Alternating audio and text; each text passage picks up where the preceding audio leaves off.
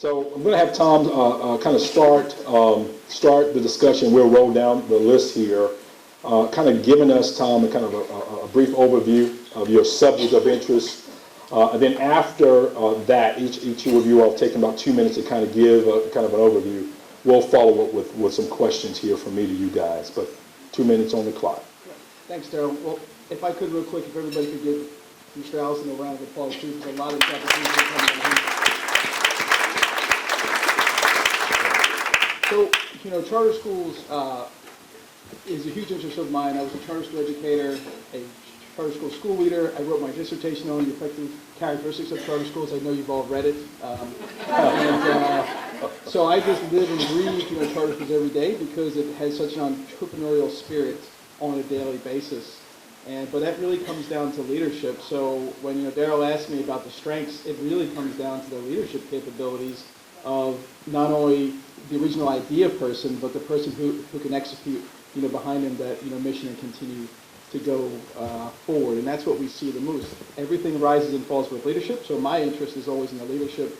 So we work specifically with the principal and the governing boards to make sure that they have the skills and they're equipped to make great long-term decisions, because as you'll see, unfortunately, most of our charter schools, because they don't have their capital monies or other aspects, they sometimes make bad decisions from the get-go just to get their school open, and then they're in a constant catch-up mode.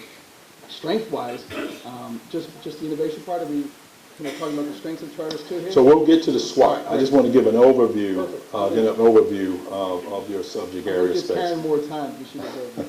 Thank you, everybody, for this opportunity.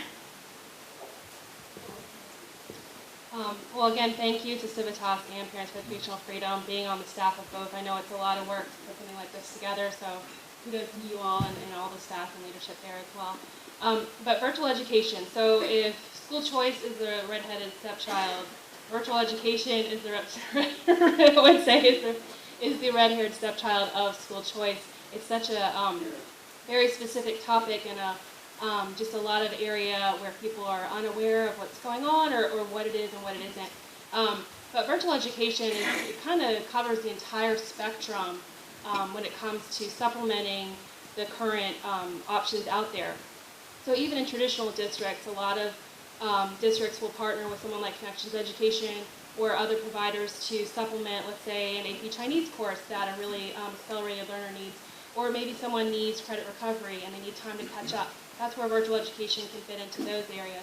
All the way up to the full-time option, and just recently, thanks to many legislators in this room, there were 2 virtual charter schools that were approved for a 4-year pilot, and CVA being one of them, which is also here, and North Carolina Connections Academy. We also have a board member from NCCA here, so thank you, Bridget, for being here. She's a parent, so she's very invested in this option.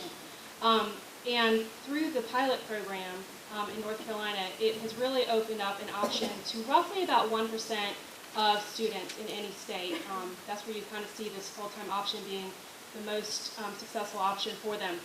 And it can range from someone who has been bullied, someone who is homebound because of medical reasons, all the way up to someone who, let's say, plays ball all over the country, and they need that option to have a flexible schedule, to someone who's behind and needs extra time to catch up.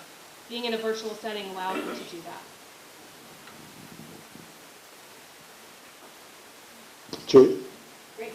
Hi, everyone. Thank you so much for inviting me to be here today to talk. I actually am a lobbyist, so please don't throw anything at me yet. But I come from the advocacy background. I am a woman with a disability who runs her own company. And I have experienced both the positive effects in my own education background of private school as well as public school. My parents made a choice to put me in public school and then move me to private because of my disability, and then move me back into public when they had no other choice. I also come at this as the very proud stepmother of a wonderful young man who has run the whole spectrum of educational opportunities in the state of North Carolina. My son, Ethan Shurick, has high-functioning autism, ADHD, oppositional defiance disorder, anxiety, and depression. And we were in the public school system, and we had an IEP, and we tried really hard, and what we ended up doing is actually using the scholarship that I helped to pass with the incredible support of so many legislators in this room. We were able to put him in a private school for a year, and then we were able to pull him out of that using Connections as a virtual platform for our son, homeschool him for a year to give him ABA therapy for his autism in an intensive manner inside our house. And now he's back in public school with an IEP and has a 4.0 GPA. But he could not, thank you, I'm very proud of him, but he could not have been that successful unless his parents, myself and his father, had options and had choice and were able to access all of these programs from virtual schools to scholarships to IEPs, and were allowed the flexibility to really educate Ethan in this process. Allison? Good afternoon. As Bob mentioned earlier, we had to expand the room, so I'm really glad that all of you are here with us. Just to give you a little bit of a background on the Opportunity Scholarship Program, that program was put into place by the legislature in 2013. That program allows for working class families, low income families, to access private education through scholarships worth up to $4,200 a year. This has really opened up the doors of opportunity for so many families who wanted something different for their kids, but didn't know how to get there. This scholarship has allowed around 6,000 kids this year to access private education, whereas they would have never had that option before. And as we look forward, we thank a lot of folks around the room who helped to expand this program. I'll talk a little bit about that further as we go along, but we're going to see an extreme amount of growth in that program as parents finally have more options available to them through the Opportunity Scholarship. Great, great. And so I think we're now shifting to a real wonderful part here. And again, really appreciate those of you in the room. But I'm also preface this as well. We in the room, we have media.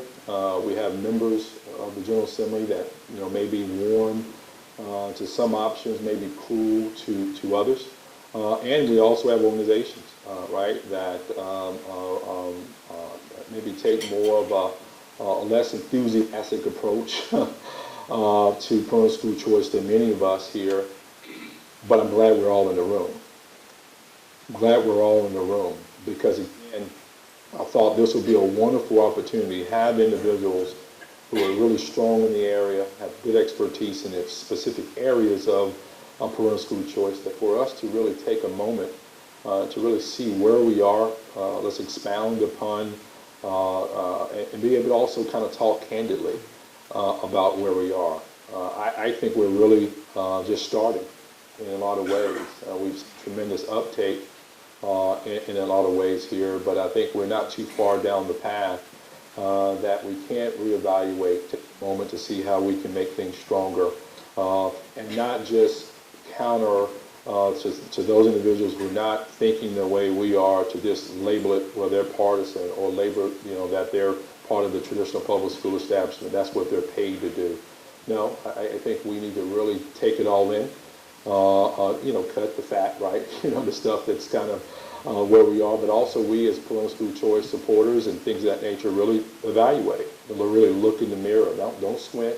Really look in that mirror, stay there, and deal with things that you all want to deal with. I'll be very candid. As I say, we're not just an organization. Our organization is not just an organization. It's just about options more and more and more.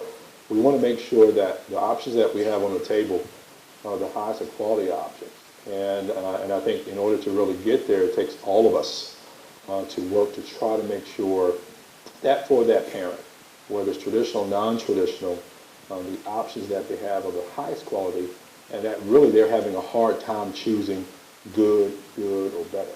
I think that's what we really want to do here.